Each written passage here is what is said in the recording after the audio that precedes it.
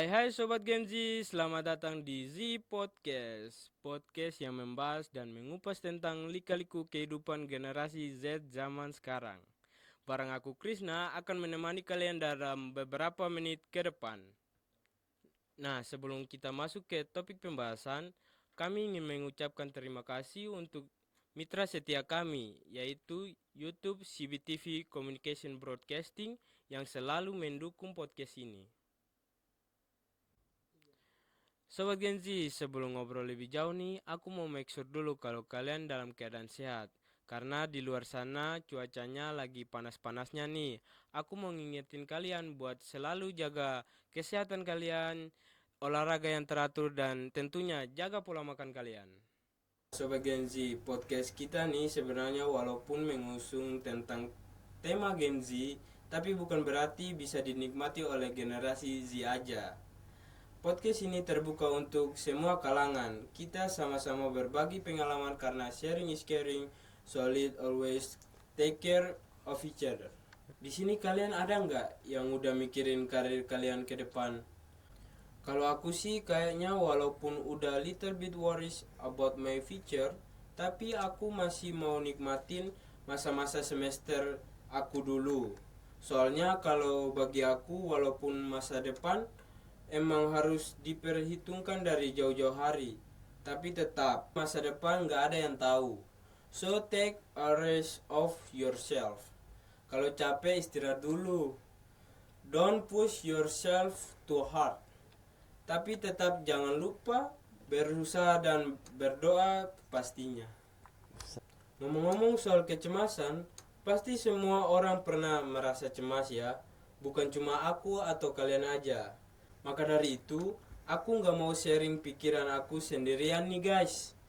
Di sini udah ada narasumber kita yang bakal aku ajak ngobrol-ngobrol soal kecemasan Gen Z dalam menentukan karir. Halo Kak Gita. Halo Krisna. Gimana kabarnya nih Kak? Alhamdulillah baik. Krisna kabarnya gimana, baik? Alhamdulillah baik. Alhamdulillah. Nah, coba Kak Gita kenalan dulu nih sama sobat-sobat Gen Z di luar sana. Oh, sapanya sobat Geng Gen Z. Z. Oke, halo sobat Geng Z. Perkenalkan, nama lengkap aku Rahma Sari Tawakana, biasa disapa Ita.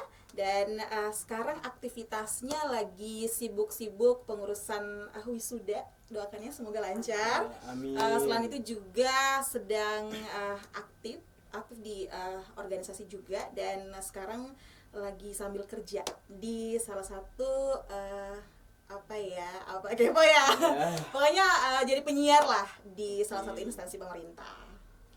Oh, jadi penyiarnya. Iya, penyiar. Jadi ini penyiar sedang diwawancarai.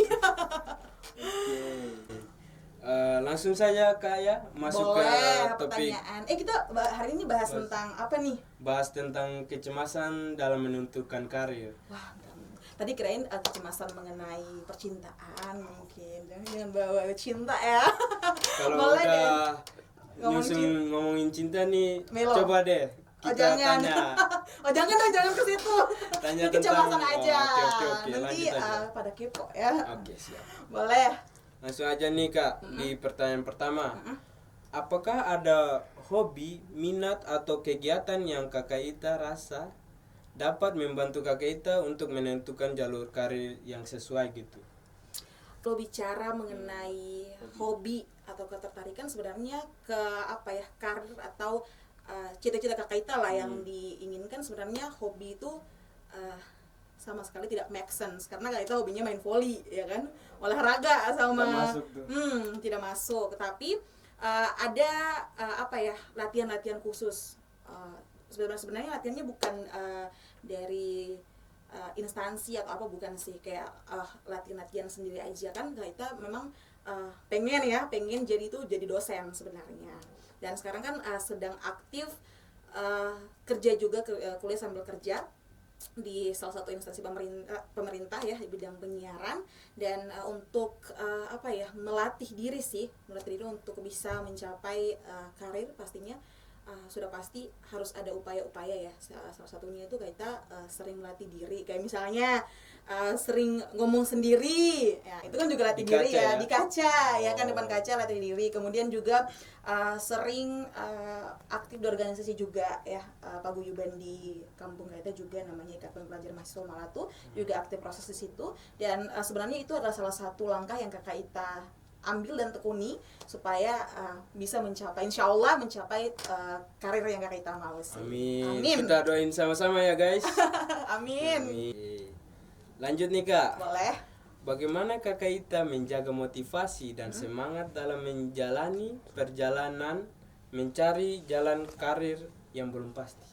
Oke, iya, karena kalau bicara tentang karir ya, kita kan sudah menyusun kayak kita pengennya kayak gini, tapi kan who knows ya, takdir seseorang tuh kan cuman Allah yang tahu nih kan. Jadi kita cuman berusaha aja. Dan kalau Kakak Ita sendiri kan pengen sekali jadi dosen ya kan, tapi hobi juga menyiar gitu kan, menyiar karena sekarang juga pekerjaan yang sedang dijalankan sekarang, penyiar.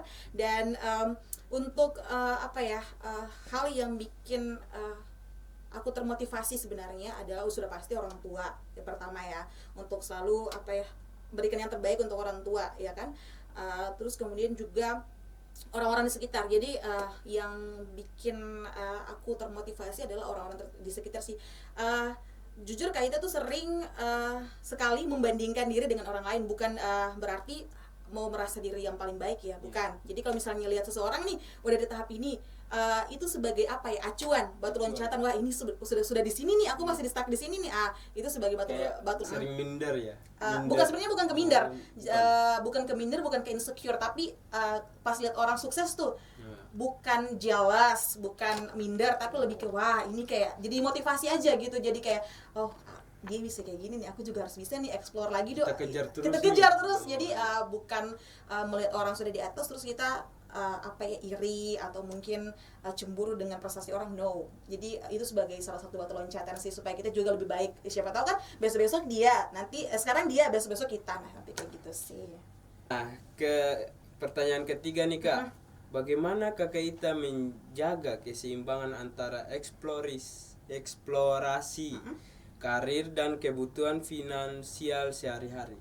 Oke, eksplorasi karir dan finansial sehari-hari ya. Nah, sekarang kan sudah di masa akhir studi lah ya, katakan gitu, tinggal pengurusan untuk wisuda. Dan kebetulan juga dari tahun lalu juga sudah bekerja sambil kuliah, dan otomatis juga sudah punya penghasilan sendiri. Jadi alhamdulillah untuk eksplor karir dan juga menjaga finansial, alhamdulillah sejauh ini aman sih. Jadi pintar-pintar bagi waktu, pintar-pintar bagi keuangan, pintar-pintar pokoknya kita harus memanage semaksimal mungkin antara uang dan waktu kita kan. Karena kalau bicara tentang anak yang kuliah sambil kerja itu sebenarnya tidak mudah ya, karena harus bagi waktu antara kuliah, kemudian pengurusan, apalagi pengurusan masa akhir perkuliahan kan. Kemudian juga harus pintar-pintar mengatur keuangan kan, karena sudah mungkin nanti belum dirasakan ya oleh Chris dan kawan-kawan, tapi kalau misalnya alhamdulillah diberikan kesempatan untuk kuliah sambil bekerja nanti di masa akhir, pasti akan merasakan bagaimana sih kalian berada di satu titik sudah bekerja sambil kuliah. Of course udah ada rasa canggung untuk minta uang ke orang tua, mungkin itu pasti.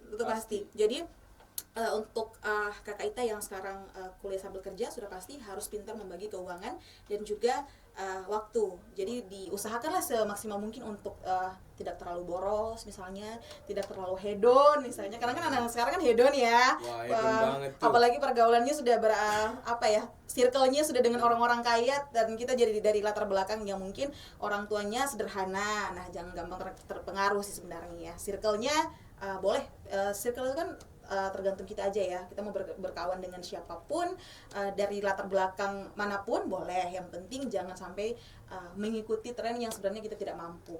Jangan memaksakan lah. Jangan memaksakan situasi. Okay.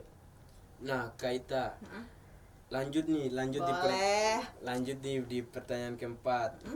Bagaimana Kakak Ita menjalani fase eksplorasi karir, dan apa yang sedang Kakak Ita coba ketahui atau temukan tentang diri Kakak Ita sendiri? Kalau eksplorasi karir ya,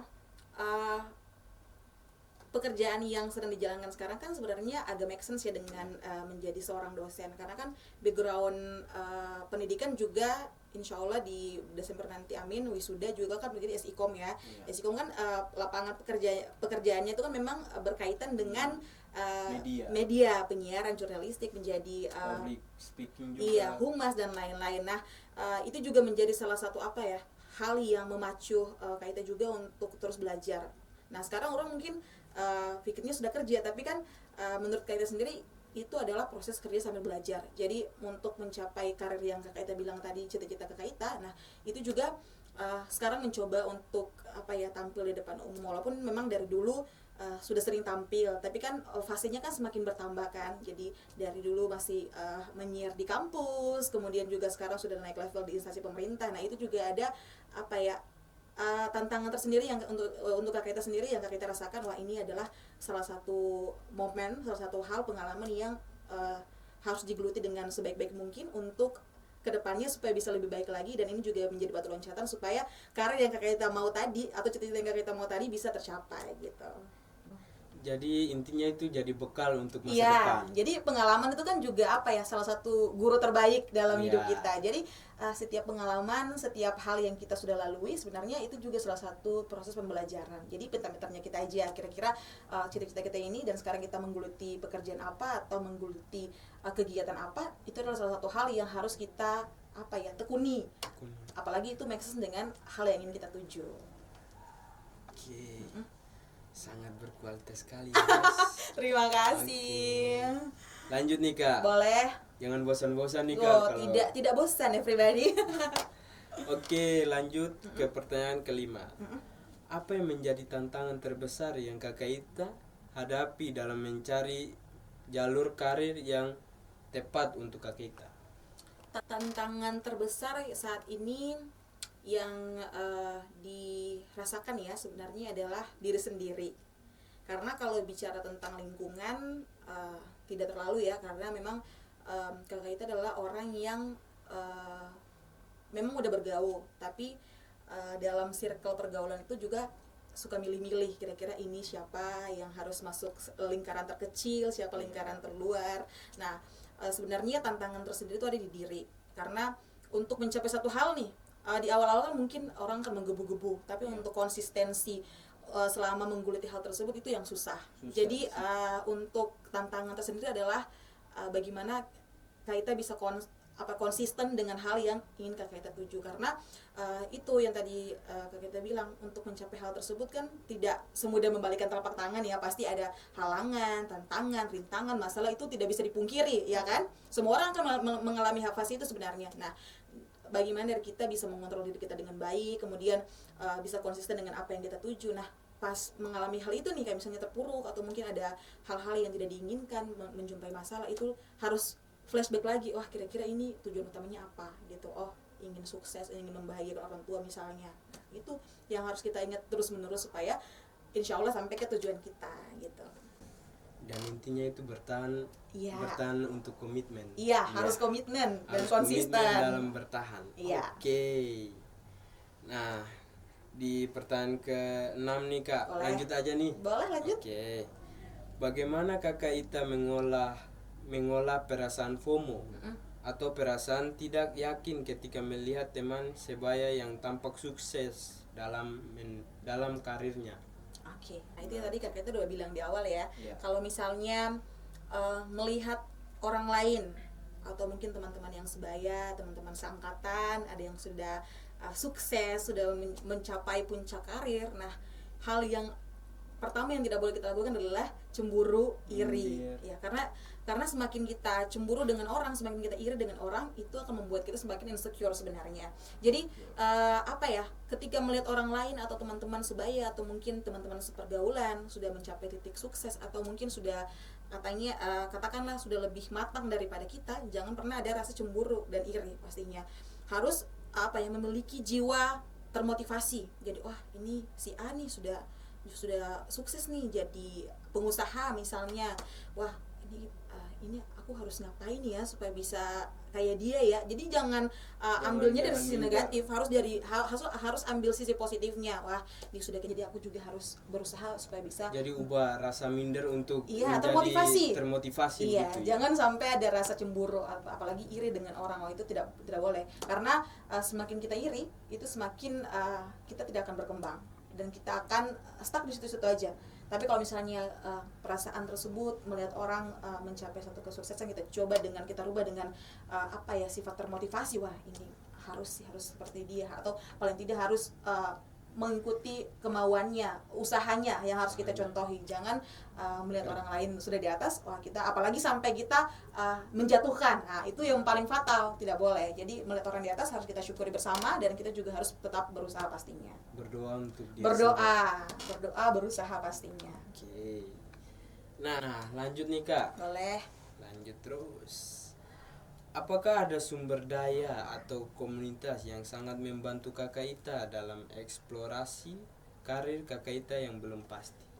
Nah, kalau bicara mengenai karir, kan memang semua orang karirnya belum pasti ya, karena kita juga tidak tahu kedepannya akan menjadi seperti apa. Tapi kan kita punya goals masing-masing ya, tujuan masing-masing. Nah, kalau bicara mengenai hal yang digeluti untuk mencapai karir yang kita mau, itu sudah pasti yang tadi pengalaman Kak Ita. Nah, awalnya kan dulu juga berawal dari Unpati Radio Ambon kan, juga berproses sangat lama di Unpati Radio Ambon, dan itu juga menjadi pembuka jalan untuk bergabung ke dalam dunia siaran. Karena kan mungkin tidak tahu ya, kalau misalnya dulu kita tidak ada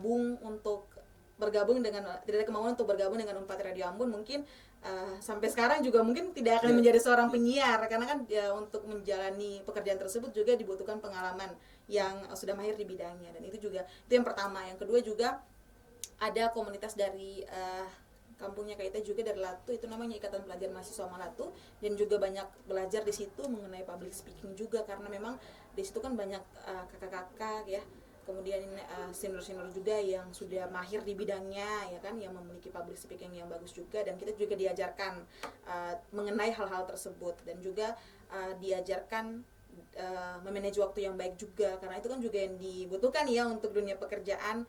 Kemudian juga tergabung juga dalam organisasi Himpunan Mahasiswa Islam, juga tergabung dalam HMI, dan kemarin juga pernah bekerja juga di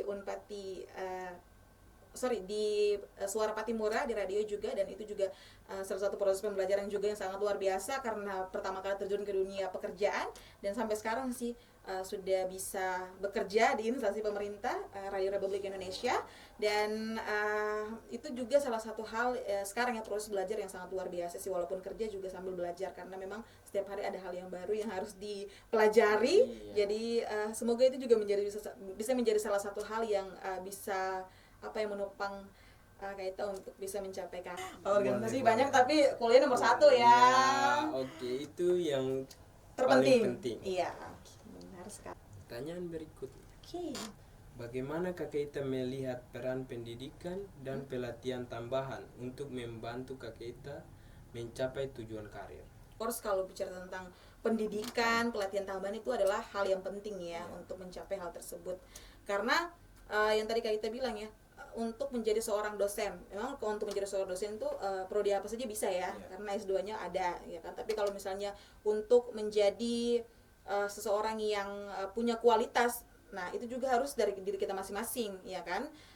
Untuk menjadi untuk mencapai hal tersebut nih, of course harus sering latihan, iya kan, harus sering latihan. Kemudian juga harus selalu mengeksplor sesuatu yang baru, karena kan setiap hari perubahan zaman ada yang selalu berubah ya, dari perkembangan Facebook ke Instagram ke TikTok ya kan, perkembangan media itu semakin pesat. Jadi untuk mencapai hal tersebut sudah pasti harus terus berusaha dan belajar pastinya.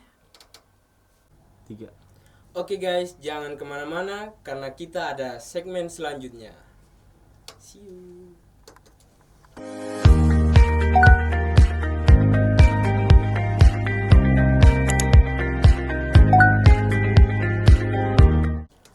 Oke Sobat Gen Z, kembali lagi bersama kita Z Podcast. Nah, kita akan lanjutin nih di segmen sebelumnya yang membahas tentang kecemasan dalam menentukan karir. Di sini kita sudah kedatangan narasumber kedua kita, yaitu Ibu dosen dari Ilmu Komunikasi. Hai Ibu. Halo Krisna. Gimana kabarnya Bu? Baik, alhamdulillah baik. Krisna gimana kabarnya? Baik, alhamdulillah. Nah, di sini kan kita membahas tentang kecemasan menentukan karir nih Bu. Kita bisa tanya-tanya sedikit dong untuk terkait masalah ini buat Boleh, dengan silakan. Ibu. Oke, langsung saja ya Ibu. Nah, di pertanyaan yang pertama, bagaimana sebagai seorang dosen Ibu mendukung mahasiswa dalam menjembatani kesenjangan antara pendidikan dan dunia kerja? Oke. Baik, berbicara tentang kesenjangan pendidikan dan dunia kerja. Kalau menurut Ibu, kalau seandainya mahasiswanya sudah memilih jalur yang tepat, pendidikan yang tepat, jenjang pendidikan yang tepat, otomatis dalam dunia kerja pun akan terarah dengan baik. Misalnya namanya kesenjangan kan berarti pendidikannya A, pilih kerjanya B. Nah, itu ada kesenjangan. Tapi kalau selama misalnya anak ilmu komunikasi yang jelas bergelar SIKOM, sarjana ilmu komunikasi, otomatis ketika bekerja memilih pekerjaan seputar dunia broadcast, dunia jurnalistik, dunia periklanan dan lain-lain sebagainya, dunia humas, ya itu tidak akan mungkin ada yang namanya kesenjangan antara pendidikan dengan dunia kerja. Nah, kita lanjut nih Ibu di pertanyaan selanjutnya. Bagaimana Ibu sebagai seorang dosen telah mengatasi dilema antara mengikuti passion atau memilih pekerjaan yang lebih stabil secara finansial dalam karir Ibu? Dan apa yang dapat Ibu sarankan kepada mahasiswa dalam situasi serupa? Wah, ini pertanyaan curhat nih ya. Berat nih. Berat. Dilemanya, kalau Ibu dalam mengatasi dilema, Ibu tuh sejujurnya kalau ini harusnya pengennya karirnya tidak di dunia pendidikan, tidak di dunia mengajar, ketemu mahasiswa, Di itu dunia tidak. dosen lagi. Nah, di dunia dosen lebih pengen ke menjadi penulis, atau bahkan Ibu tuh punya mimpi tuh berkarir di dunia hukum sebenarnya. Tapi kemudian jalan takdir membawa Ibu mengambil sarjana ilmu komunikasi, pendidikan ilmu komunikasi 1. Terus setelah ilmu komunikasi selesai, freelance jadi penulis di sana sini. Dan tentu saja namanya freelance kan pasti belum stabil ya, finansialnya belum stabil. Nah, akhirnya ada tuh yang namanya pembukaan CPNS. Nah, itu pun gagal tiga kali gagal. Ibu tes keempat kali baru lolos, dan ya sudah. Saat itu jujur, saat itu memilih karir sebagai dosen itu adalah memilih karir yang oke, ya sudahlah, saya punya S2, kebetulan butuhnya juga relate antara S1 dengan magister S2 nya harus ilmu komunikasi, ya oke. Jadi bersyukur aja lah. Berani mengambil itu. Dilemanya paling itu tadi sih, aduh kayaknya ini bukan jalan yang saya mau deh, Kayaknya ini bukan deh. kayaknya ini bukan deh, kayaknya pas masih bisa deh, saya masih bisa kejar cita-cita jadi sebagai penulis deh. Tapi ya sudah, realita di depan mata, jadi oke. Lanjut aja. Nah, pertanyaan berikutnya. Sebagai dosen yang memberikan bimbingan kepada mahasiswa, apa saran Ibu tentang langkah-langkah yang harus mereka ambil untuk mengembangkan skill dan potensi mereka selama masa perkuliahan Ibu? Oke, untuk mahasiswa dalam masa perkuliahan itu paling penting adalah aktif di organisasi yang membangun, aktif di perkuliahan dalam proses belajar mengajar dengan dosen, terus juga aktif dalam berbagai kegiatan-kegiatan ekstrakurikuler yang disediakan oleh kampus. Nah, itu penting karena kalau memang mungkin saat ini mahasiswa merasa itu buang-buang waktu, buang-buang uang, bolak-balik rumah kampus bolak-balik, tapi percayalah bahwa itu adalah bekal di kemudian hari. Pengalaman. Pengalaman, apalagi kalau aktif ikut seminar sini, seminar ini, jadi panitia ini, panitia itu, ada sertifikat, tidak bisa dipungkiri sertifikat itu juga bisa nambah CV. Ketika kalian di dunia kerja melampirkan CV, itu sangat dilihat, oh ini pernah, wah ini pernah jadi, si Krisna pernah jadi panitia, ketua panitia ini, oh si Krisna pernah ini, oh si Krisna pernah mengikuti seminar ini, pernah jadi peserta ini, pernah mengikuti lomba ini, pernah juara lomba ini.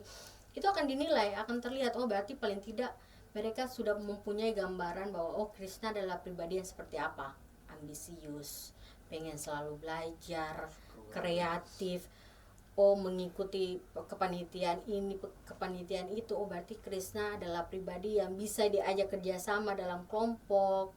Nah itu bisa dinilai dari CV-CV itu. Jadi kalau untuk ibu, langkahnya untuk mahasiswa kalian harus rajin, jangan malas, jangan mau cuma rebahan, jangan cuma dari kampus dari kosan ke kampus, terus ke kantin, ke kampus lagi pulang dan lain sebagainya. Jangan. Iya.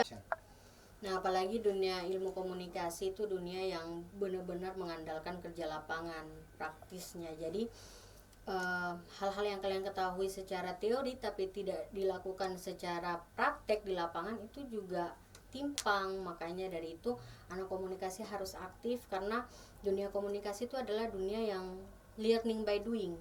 Kita akan belajar sambil melakukannya, kayak gitu. Oke, kita lanjut lah. Kita lanjut di pertanyaan berikutnya. Apakah lebih baik mengikuti mimpi atau berpikir realistis dalam memilih karir nih Bu? Bagaimana menurut pandangan Ibu? Menurut ibu yang paling utama adalah mengikuti mimpi. Karena kalau kita punya mimpi, artinya kita tahu tujuan kita apa, kita tahu goalsnya. Oh saya punya mimpi ini, bagaimana saya harus mencapai mimpi itu, apa yang harus saya lakukan, langkah-langkah apa, saya harus berjalan di jalan setapak seperti apa untuk mencapai mimpi tersebut. Nah nanti seiring waktu, Krisna, Gen Z lainnya akan mengetahui bahwa akan sadar, mungkin ada di titik yang sadar bahwa oh oke, saya mimpinya A, tapi ternyata realita yang terjadi memaksa saya harus memutar haluan ke B. Itu tidak apa-apa, selama realistis tidak apa-apa, selama kalian tetap punya mimpi, sempat punya tujuan. Iya, punya tujuan. Jadi walaupun nanti ujung-ujungnya kalian tidak sesuai dengan mimpi kalian, itu tidak jadi masalah. Yang salah itu adalah kalian tidak punya mimpi dari awal. Jadi kalau punya mimpi, bagus, kalian punya goals, kalian tahu apa yang kalian mau, apa yang kalian butuhkan, apa yang kalian inginkan, dan bagaimana kalian harus mencapai mimpi itu. Jadi fokusnya untuk Fokus ke mimpi dulu. Nanti yang realita akan menghantam kalian kayak gimana, kehidupan akan menghantam kalian akan bagaimana. Ya Itu, sudah, bagian itu adalah bagian dari survive dalam kehidupan. Itu urusan belakang lah. Ya, mimpi benar. dulu. Mimpi dulu biar punya tujuan, tahu apa yang harus dilakukan. Nah, di pertanyaan berikutnya nih Bu, jangan bosan-bosan ya Bu. Siap. Untuk kami bertanya kepada Ibu. Oke, next, apakah ada strategi khusus yang dapat membantu mahasiswa melewati masa-masa kebingungan dalam menentukan karir? Pertama, strategi khusus, kalian harus mengenal diri kalian dulu. Oh saya ini kemampuannya di mana, skill saya tuh di mana, apa ya sebenarnya yang kelebihan yang saya miliki apa ya, atau kekurangan yang saya miliki apa ya, kayak gitu. Terus yang kedua, cari tahu informasi mengenai karir pekerjaan dan lain sebagainya dari orang-orang yang kalian anggap bisa memberikan saran, bisa memberikan motivasi yang membangun, dorongan. Cari tahu, oh Kak, ini kalau misalnya saya mau jadi penyiar, bagaimana ya, harus bagaimana ya supaya saya bisa melamar di stasiun A, gimana ya, cari-cari tahu kayak gitu. Jangan diam-diam, harus banyak perbaharui informasi. Terus yang berikutnya, tetap percaya, tetap tanam di pikiran kalian, mindset kalian bahwa kalian akan menemukan pekerjaan yang menyenangkan. Ya, kalian akan berjodoh dengan pekerjaan yang menyenangkan. Mau itu atasannya menjengkelkan, teman rekan kerjanya toksik kayak gimana pun, Yang penting mindset kalian adalah ini pekerjaan yang menyenangkan. Ini adalah rezeki saya, ini pekerjaan yang menyenangkan. Itu aja sih kalau dari Ubah mindsetnya iya, ya. ubah mindset. Oke, kita lanjut di pertanyaan yang terakhir nih Bu. Udah terakhir aja nih Bu. Asik pula. Asik, iya. Udah berapa jam di sini? Bu? Oke, next. Mungkin Ibu bisa berbagi kata-kata bijak atau mutu yang bisa memberikan semangat dan inspirasi untuk sobat Gen Z di luar sana dalam menentukan karirnya, Ibu. Oke. Jangan pernah berhenti menyerah. Percaya bahwa setiap orang akan dengan perjalanannya sendiri, waktunya sendiri, timingnya sendiri. Yang paling penting adalah kalian tidak berhenti untuk mengambil setiap kesempatan yang ada. Apapun itu yang di depan mata, kesempatan itu ambil aja. Nanti gimana eksekusinya itu belakangan. Yang penting mau berani ambil, mau berani berkata ya. Karena itu tadi, kita tidak pernah tahu kata ya kita, keputusan kita untuk mengambil suatu kesempatan itu akan membawa kita ke perjalanan seperti apa, perjalanan menyenangkan seperti apa. Dan yang paling penting, percaya saja bahwa setiap rezeki sudah tertakar dan tidak akan pernah tertukar. Oke. Nah, pertanyaan selanjutnya nih Bu. Mungkin Ibu bisa berbagi kata-kata bijak atau mutu yang bisa memberikan semangat dan inspirasi untuk generasi Z yang sedang berjuang dalam perjalanan karir mereka, Ibu.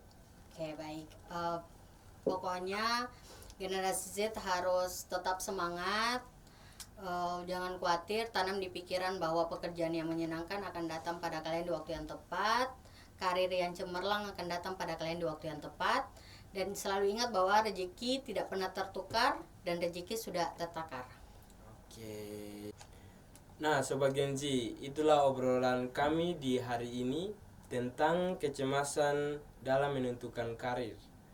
Nah, kita mengucapkan terima kasih buat Ibu sudah datang di program kami. Sama-sama, Oke, Krisna. semoga Ibu sehat selalu. Amin. Diberikan umur panjang. Amin. Dan bisa berbagi wawasan lain ke depannya.